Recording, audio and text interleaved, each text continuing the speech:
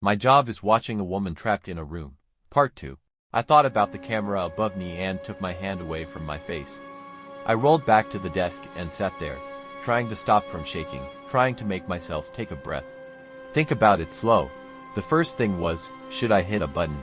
The red button was for an emergency. If she was a prisoner or something, and she was trying to escape, they might think that was an emergency. But no one had been hurt that I knew of, and I think Mr. Solomon meant save that for something that was like a police or ambulance emergency, not something like this. But what about the green button? This was definitely something noteworthy. Not only that she was asking for help, but that she was asking me for help. I made myself stop for a moment. I couldn't know for sure she was asking me. I had gone to school with several boys named Thomas. It was a common name. But the chances of her painting that name when I was working here, I didn't want to be silly. But I wasn't trying to be too. What's that word? Mom used to say it when she read her angel books, skeptics. I didn't want to be a skeptic either. I had to believe it was probably meant for me. And that was something they would want to know. But should I hit the green button? My hands were drifting toward the metal box on the desk, but I hesitated. I didn't like breaking rules, and I was scared of what would happen if I broke these. If they really were holding her prisoner, then they were probably very bad people. But I didn't know that. Maybe they were good and she was bad, but I looked back at the monitor for the first time since reading the words. Rachel was already moving the paintings back off the sofa, as though she knew the message had been received. A canvas in each hand, she glanced up at the camera as she moved across the room, and it felt like she was looking right at me. My chest tightened as my hands moved away from the buttons. No, I didn't think she was bad. I had watched her for years. I felt like I knew her, would know if she was bad. Strange as it seemed, in a way she was my friend, and I was going to try and help her.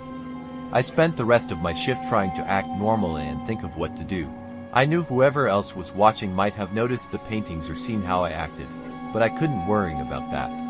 I would try to play it cool and try to think how I could help her. The only people I had actually met connected to this job were a couple of people, when I filled out the papers, and then Mr. Solomon when he showed me the model room and told me the job. I had no way of contacting any of them except through the buttons. My checks were deposited electronically and I had never run into anyone else who worked at the surveillance room. That thought made me stop a second. I had always thought it was weird that I never ran into someone when I was coming or going, the person I was taking over for or the person who was taking over for me. I had always figured there must be other people, other surveillance rooms even. And they just scheduled us so we didn't run into each other, and I still thought there were others. Part of why I thought that was because it seemed like I wasn't the only person who used my surveillance room. The water cooler, the toilet paper, the soap, they all seemed to go down faster than I think I was using it by myself. If that was true, maybe I could figure out who they were, and maybe they would be safer to talk to than whoever it was that I worked for. I got off work at 8 that night, and instead of grabbing some food and going home, I drove my car around the block and then parked down the street from the building where I worked. Nothing had changed while I drove around for a minute. No new cars had parked or anything, and if I was right, they didn't send anyone to replace me until they were sure I was gone anyhow, so I sat and waited. I was tired and the street was pretty empty and boring, but I was too excited and scared to fall asleep. Every time a car passed or someone walked down the sidewalk, I tensed. I kept imagining a SUV or van pulling up behind me. Men getting out and pulling me from my car, taking me somewhere like where they had Rachel to kill or torture me. Half a dozen times I almost cranked up and drove away. But every time I would think of her alone in that room.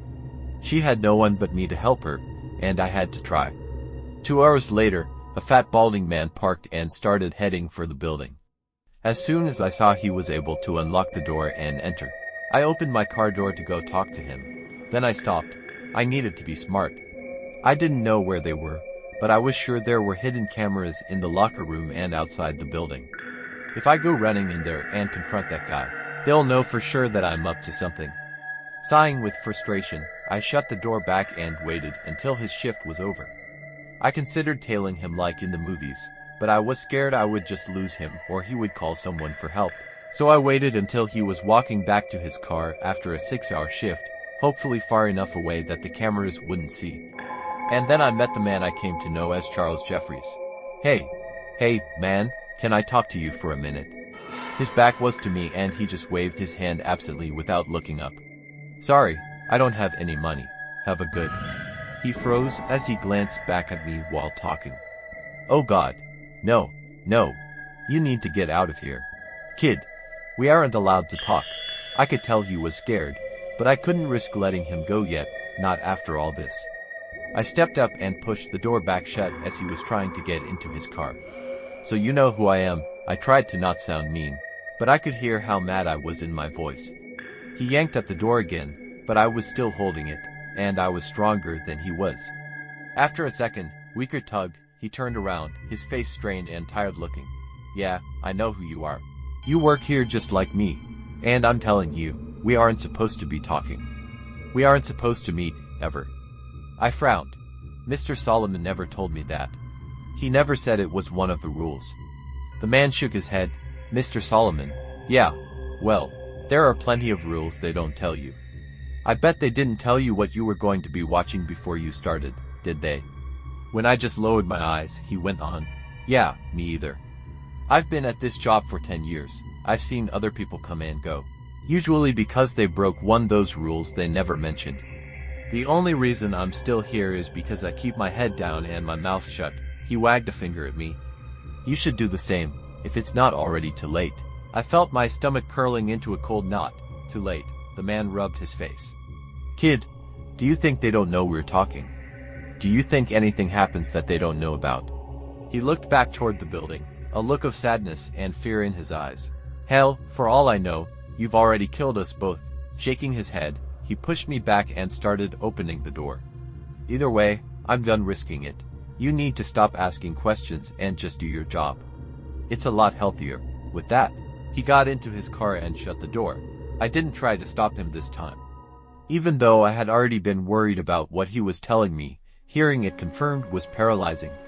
What exactly was my plan? He probably didn't know any more than I did, and even if he did, what could I do with anything he told me? I walked back to my car with a heavy heart. I was still afraid, but more than that, I was sad and ashamed. I wanted to help Rachel, but I wasn't sure how. I wasn't giving up, but as I drove back to my apartment, I couldn't think of what I should do next. This wasn't a movie, I wasn't a hero. And the only ideas I had left were to either go to the police, who might be controlled by whoever I worked for, or try to get proof of her being held prisoner myself. As I parked my car and walked into my apartment building, I made a decision. Unless I thought of something better overnight, I would do both ideas. Tomorrow I would break the rule about carrying anything in.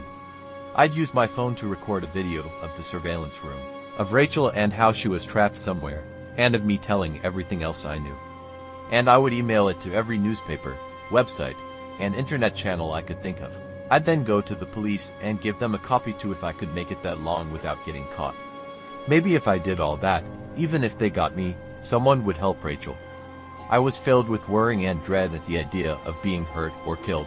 A part of me kept saying I should just do as I was told and hope that it all went away.